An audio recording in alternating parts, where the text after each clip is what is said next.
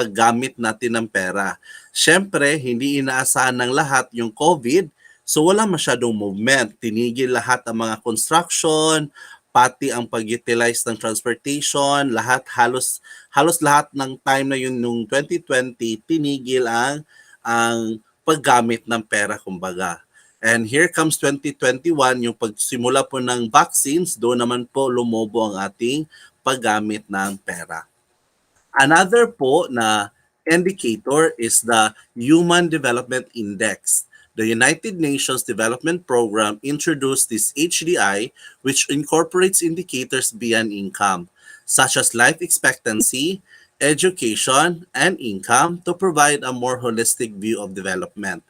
As of March 2023, I screenshot this one as an indicator of one of the UNDP's progress. This is the world happiest country as of 2023. As you may observe po sa top 10, wala man lang isang Asia. And most of them is, syempre, no, nasa mga Europe na mga bansa. And you may observe po, especially number 8, siya po ang number 1 before. However, lately, naging number 8 na lang siya ang Switzerland. And of course, hindi naman po tayo nagpapat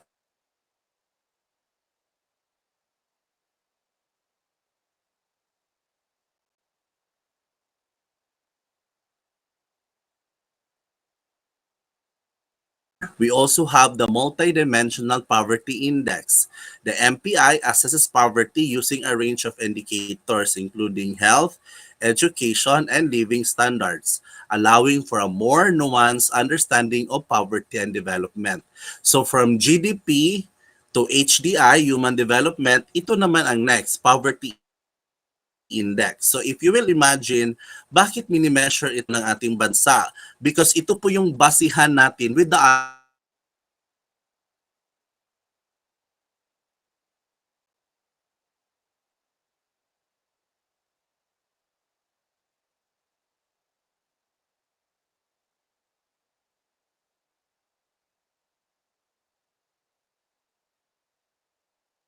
may ito from 2015 to 2030. So, since we all know from MDG from 2000 to 2015, they able to continue that one using MDG to a SDG, naging Sustainable Development Goals. It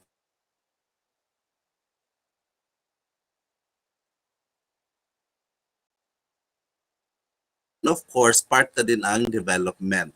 Dito po, naka-include na po ang economic, social, and environmental dimension. However, among the SDG goals, halos lahat po ng target for Philippines is hindi pa po na-achieve. Even the ratio for male and female, hindi pa rin na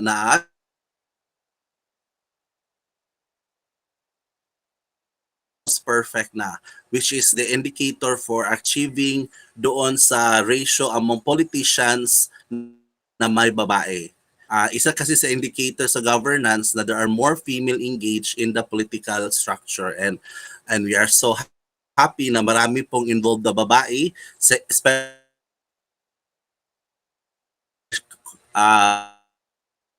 lower house.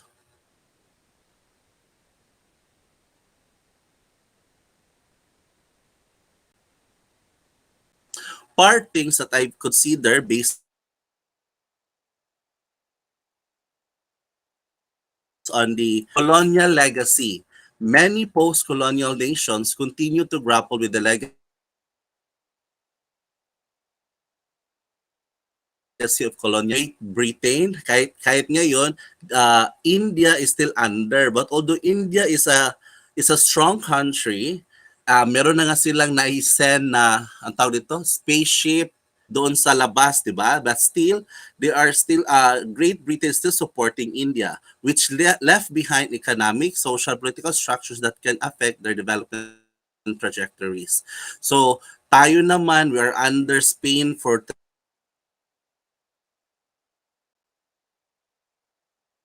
sa atin, especially the religion. Galing ito sa kanila. Another is the dependency theory. So from the word is of dependency, especially the influence of the West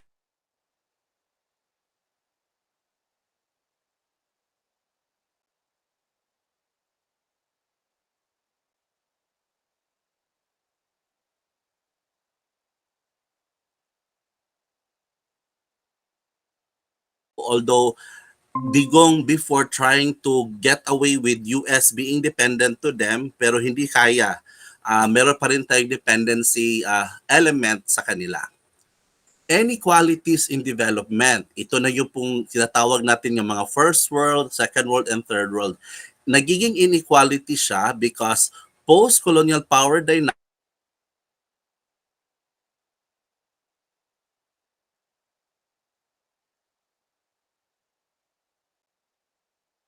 which are developed countries tend to have higher living standards and more resources. Kaya nga naging una sila, then meron na silang standards and more resources. While many post-colonial nations, especially Africa, nga until now, nasa kanila naman sana lahat ng source, ng cobalt, ng platinum, ng zinc, but still they remain to be the poorest nation or continent in the world, no? Nga, sana sila naman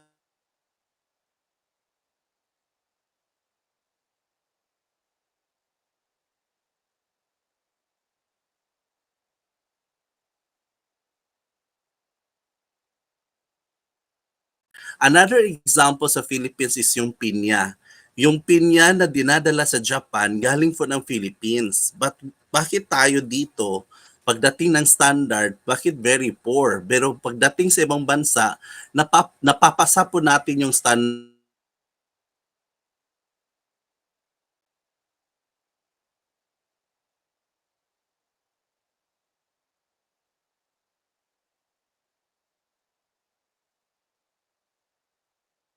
prospects by preventing them from fully benefiting from their resources. If you will recall before, UPLB able to have the program Masagana 99 before. If I'm not mistaken, Vietnam, Brunei, dito nag-aral sa atin para to learn how to produce rice, no? Dito nag-aral sa atin, pero Brunei and Vietnam are the number one na ngayon na nag-export ng rice sa atin. The irony is, tayo nagtuturo pero hindi natin na-apply. Mabuti pa yung iba, na-apply pa nila. So dito yung papasok yung resource extraction. And lastly, the global governance.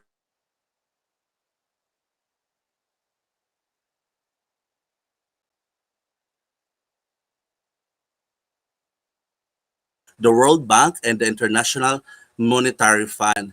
I still recall before, sa time ni Trump, he cut the support sa United Nations. Parang almost a billion pala every year ang binibigay ng United States to fund United Nations. So itong mga global government are affected po based on the donations. Kaya wala man talagang pera sarili ang United Nations. They are based also sa donations and help from the different countries. This can affect their ability to shape global development policies and priorities because syempre naman, meron pa ring effect, limited na representation and influence in global governance. Lastly, the debt and structural adjustment. Many post-colonial nations have accumulated significant debt burdens, often due to loans from international financial institutions. China before is taking loans from Russia. But ngayon, China na po ang number one na nagpapautang halos sa lahat ng bansa. Even Ghana, yung kanilang seaport is controlled by China now because hindi na kaya bayaran ng Ghana ang kanilang utang sa China. Mga Pinoy, utang ng utang din sa China. I hope hindi tayo aabot sa time na hindi natin mababayaran yung utang natin. Structure adjustment programs imposed as a condition of debt relief can have negative consequences for development. So like Ghana, no, very poor po ang kanilang management doon. It has really a negative consequence po talaga doon. Part 3, ano bang meron? Bakit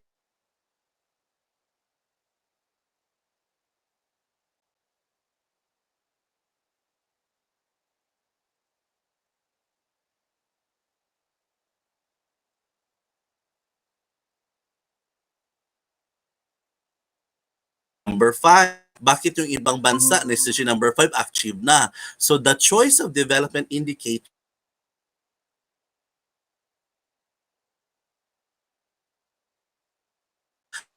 I don't know ba kung naging powerful ba tayo, but I believe many were able to be naging idolized ng Philippines at the time of Digong, di ba? Nga halos ibang countries are showing very good daw yung pagdala natin sa time ni Digong ng drugs, but I don't know. Shaping and how the development is conceptualized and measured. Another is implication for aids and assistance. Siyempre, no, the more powerful country ka, maraming aids and assistance na binibigay nila. Tayo naman Filipinos, wala naman tayo mabibigay na aids and assistance, but now we are trying to send assistance through bringing more people, like for example yung naglindol sa Lebanon ba yung Turkey na nagpadala tayo ng 50 na experts na mga or mga ano ba yun, mga military to help them with their foreign assistance nila doon during the earthquake. Post-colonial countries often rely on aid. So how their development is measured can have practical consequences for their access to resources and support. Next is critics and debates. Although hindi ako masyadong confident on this part, but I find it relevant because ongoing debates and critics regarding the adequacy of existing development measures. Some argue that they may not fully capture the complexities and nuances of development in post-colonial context. So marami pa ring mga debate regarding on this kung talaga bang merong nangyayari pong development measures that it really measures the true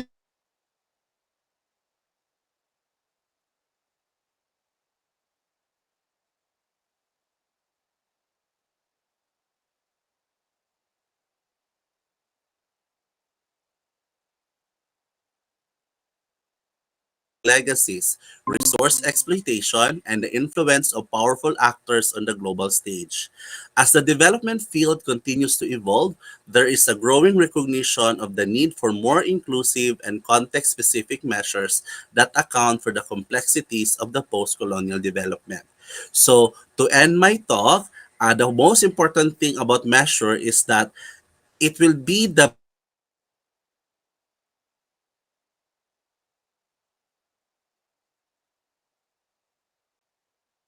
government works in order to improve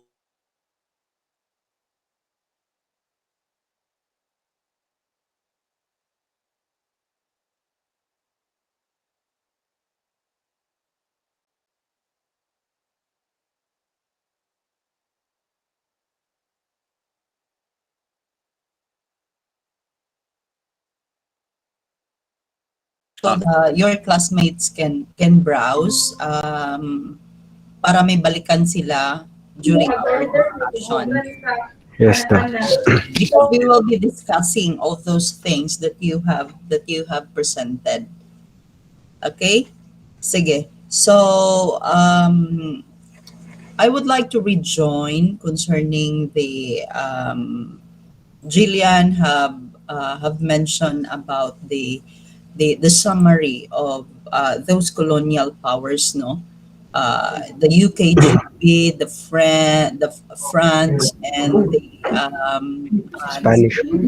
okay, the Spain, Portugal also, but then Spain and Portugal joined together at the latter years. But prior to before that, they have their separate colonies, the Spain and Portugal. But eventually, they joined together, so they are considered as one. In the context of the Philippines, okay, so we have the colonial influence of America. So we had been colonized by Spain for 333 years, and then afterwards came the America, and then America had been with us for even longer period compared to yung physical talaga na colonialism ng Spain, because America is always influencing us, is always intervening with our affairs, internal and foreign affairs, always influencing whoever our leader influencing the kind of policies that we are passing in the Congress, and then everything that we have. So I would just like to present to you the situation before going into the measurement of development. That before, yeah, it's true, the only measurement of development before is just the GNP, the gross national the gross national GDP man yun, Jonathan, no? GDP, the gross domestic, okay, the gross domestic Yeah. product. Now I would like to GDP pala ito. Okay, so because I am taking notes of your presentation para alam ko saan ako papasok. Okay, so I would like to share a kuan sa inyo, ano, a context sa Philippine economic system para we can relate it to the GDP and the GNP. What is really the difference between the GNP and the GDP? Okay, let me share my slides. Ano man to? Present now. Bakit walang laman?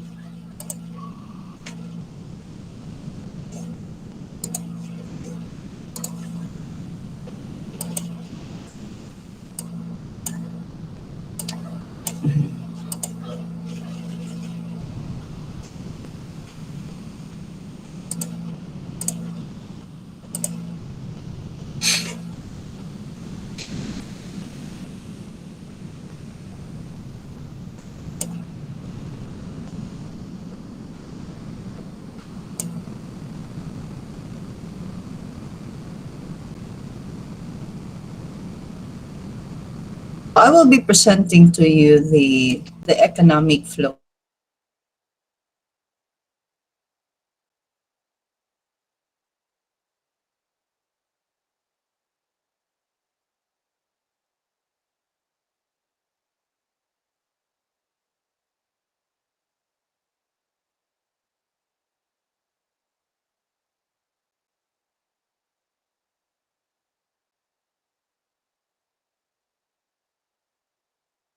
Actors in the name of economy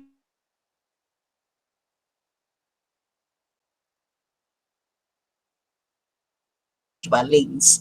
Um, for those who are living in the mansion, in the high-end subdivision, in whatever village, for those people who are dwelling under the tulay, or those who are homeless, as long as they are consuming, they are considered to belong in the household. So next is we have the government. Okay, so when we say government, government is the agency of the state. The will of the state is being carried on.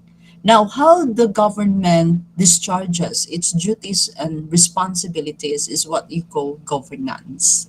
Okay, the manner the government discharges its duties and responsibilities, an agency of the state,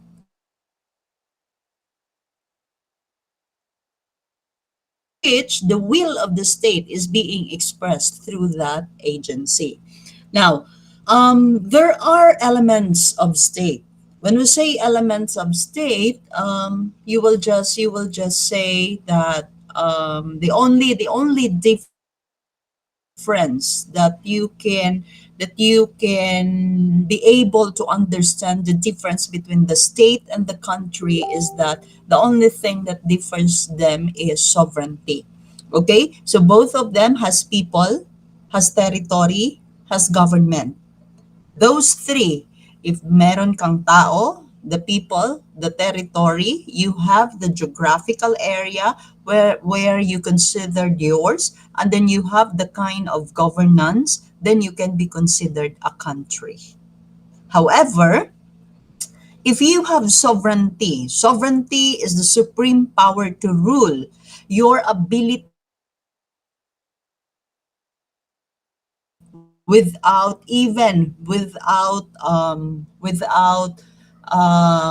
following the influences, the dictates of those powerful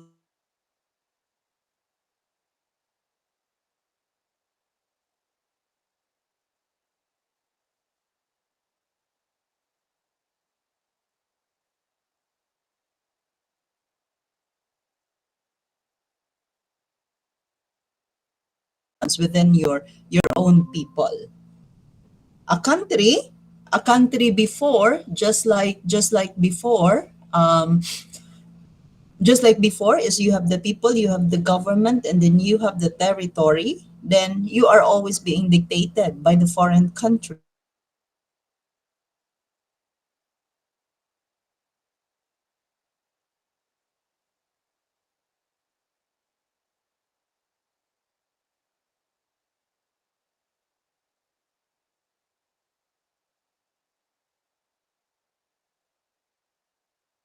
Economic drivers. They are those who promote economic activity. They are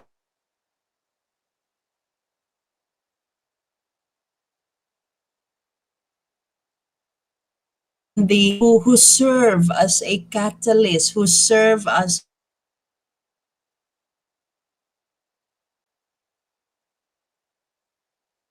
and